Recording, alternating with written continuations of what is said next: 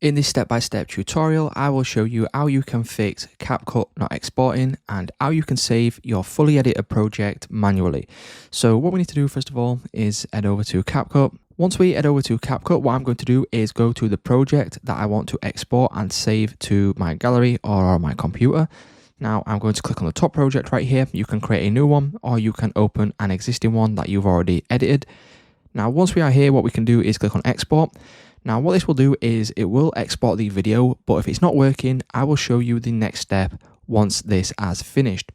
Now it will take a couple of minutes depending on how long your video actually is. So once this has finished up, the next step will be to go over to the little bar there, just under where it says share to TikTok.